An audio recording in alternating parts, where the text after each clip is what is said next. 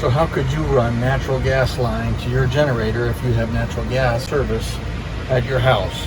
Let's take a few minutes here and I'll show you what I've done at my house to get service out to my generator.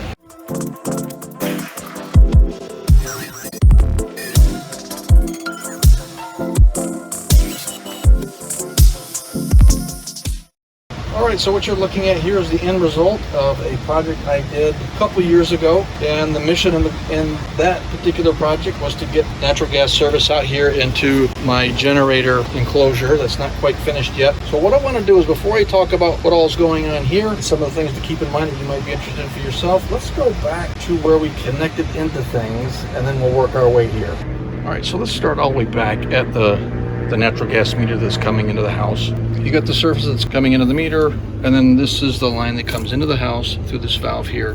Now, if you were to go inside the house, there's basically a couple things that takes place. There's a T, and there's one line that comes up through the wall into the attic that goes to other stuff in the house.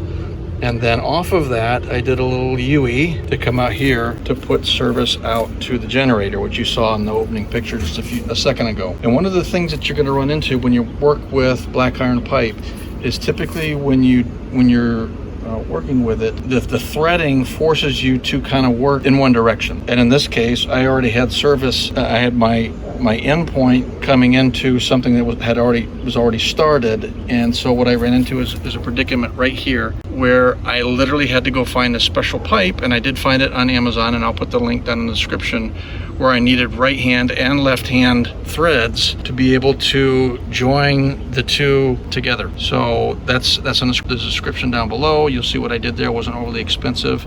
The only tricky part there was in making sure that you start the threads more or less at the same time, so as you're tightening the connector together, that everything is being pulled and tightened at the same rate, and you get a nice snug fitting. It took a couple times to do that, but all in all it worked out really good.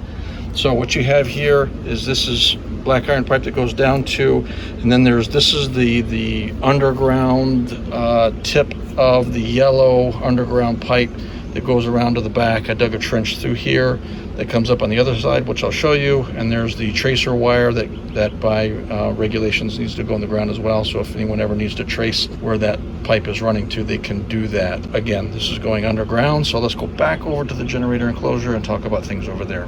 All right, so we're back over on the enclosure side, and you can see down at the bottom there, this is the other tip of that yellow underground approved pipe that can go in the ground for natural gas. Comes up. I have not had a chance to paint the black iron pipe yet, but I need to do that, get that protected from the rust. That coupler comes up here into the side of the enclosure, and then you can see where it comes in here around the corner to my valve. That's a full flow valve, or I think they call it maybe a full port valve or something along that lines, but you don't want anything that's going to restrict that flow to where it's going. And a full port ball valve for natural gas, basically the inside diameter is the same as the ID of the pipe going into and coming out of, so there's no restriction on flow. Now what you see down here after that is a little elbow down, and what I did is I put a little service port on there, and that was just in case myself or someone from the electric gas company, I would need them to come out and measure the inches of water column or anything else in regards to this line. I also used it to kind of do not necessarily a leak down, but a pressure test and a leak test on the line after I put it in there. So I have that.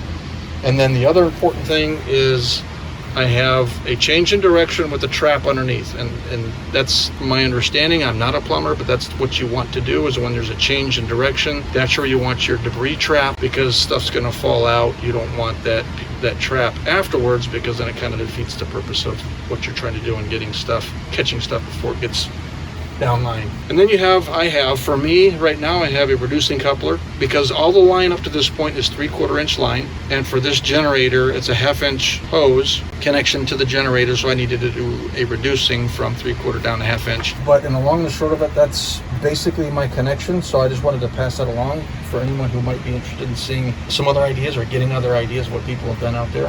I hope you find this informative, and if you got any questions or comments, drop those down below. Like, share, subscribe, all the good stuff. This is Dutch out.